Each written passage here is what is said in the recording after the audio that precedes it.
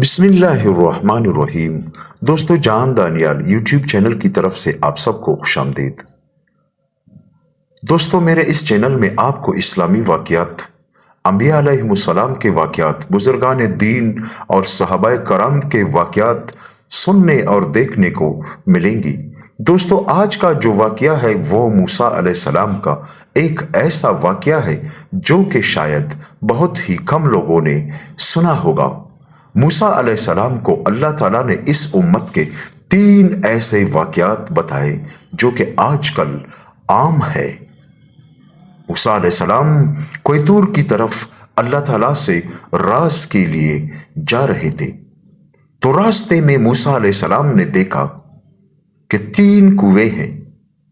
ایک خوب بڑا ہوا کنواں ہے پانی سے، اور اس کے ساتھ ہی ایک کنواں بالکل خالی ہے، اور اس کے ساتھ تیسرے نمبر پر ایک کنواں ہے، وہ بھی پانی سے بھرا ہوا ہے۔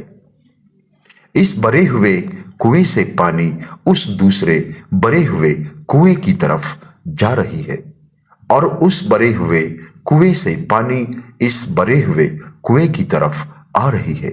درمیان میں ایک کنواں بالکل خشک ہے۔ موسیٰ علیہ السلام حیران ہوا۔ آگے چلا تو ایک جنگل میں ایک آدمی لکڑی کاٹ رہا ہے۔ کچھ لکڑیاں کاٹنے کے بعد وہ اسے سمیٹ کر باندھ لیتا ہے اور اٹھانے کی کوشش کرتا ہے، لیکن وہ اس سے اٹھا نہیں جاتا، اور وہ واپس اور لکڑیاں اکٹھا کر کے اس پر ڈال دیتا ہے اور اٹھانے کی کوشش کرتا ہے، لیکن اس سے اٹھا نہیں جاتا۔ موسیٰ علیہ السلام اور بھی حیران ہوا۔ آگے چلے تو دیکھا کہ ایک کتیا جا رہی ہے اور اس کے پیٹ میں بچے بونک رہے ہیں۔ موسیٰ علیہ السلام بہت ہی حیران ہوا کہ یہ کیا ماجرا ہے۔ جب کوہ طور پہاڑ پر پہنچے، اللہ تعالیٰ سے اپنا راز کرنے کے بعد اللہ سے پوچھا کہ یا اللہ، آپ تو عالم الغیب ہے، سب کچھ آپ جانتے ہیں، آپ سے کچھ بھی چھپا نہیں، لیکن میں نے آج کچھ ایسی چیزیں دیکھی کہ میں بہت ہی حیران ہوا۔ اللہ نے کہا کہ اے موسیٰ، کیا دیکھی؟ موسیٰ علیہ السلام نے کہا کہ یا اللہ، آپ کو تو پتا ہے، لیکن پھر بھی میں آپ کے سامنے آج کا جو واقعہ ہے وہ بیان کروں گا۔ یا اللہ، میں نے ایسے 3 کنویں دیکھے، ایک بھرا ہوا ہے پانی سے، اس کے ساتھ ہی ایک کنواں خشک ہے، اور تیسرے نمبر پر جو کنواں ہے وہ بھی پانی سے بھرا ہوا ہے۔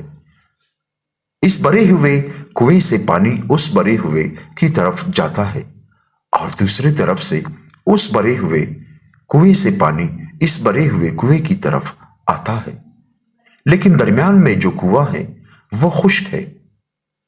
اللہ تعالیٰ نے کہا، یہ میرے آخری امت، یعنی اس دنیا کی جو آخری امت ہے، جو آخری نبی ہے، حضرت محمد صلی اللہ علیہ وآلہ وسلم، یہ اس کے امت کے آخری لوگوں کا حال ہوگا۔ ایک امیر دوسرے امیر سے معاونت کرے گا، تعاون کرے گا، لیکن درمیان میں غریب بھوکا اور پیاسا رہے گا۔ موسیٰ علیہ السلام نے کہا، یا اللہ، آگے ایک ایسے آدمی کو میں نے دیکھا جو لکڑیاں کاٹ کر اٹھانے کی کوشش کرتا تھا، لیکن وہ اس سے اٹھا نہیں جاتا، تو وہ اور مزید لکڑیاں کاٹتا اور پھر اٹھانے کی کوشش کرتا، اور اس سے اٹھا نہیں جاتا۔ اللہ نے فرمایا، موسیٰ، یہ اسی امت کے گناہگاروں کا حال ہے۔ وہ گناہوں میں اتنے ڈوبے ہوئیں گے کہ وہ اپنے گناہوں کا بوجھ نہیں اٹھا سکیں گے، لیکن اس کے باوجود بھی مزید اور گناہ کرتے رہیں گے۔ موسیٰ علیہ السلام نے کہا کہ یا اللہ، آگے چل کر میں نے ایک ایسے جانور کو دیکھا جو کہ اس کے پیٹ میں بچے تھے، اور وہ بچے اس کے پیٹ کے اندر سے بونک رہے تھے۔ اللہ نے کہا، یہ بھی اسی امت کا حال ہے۔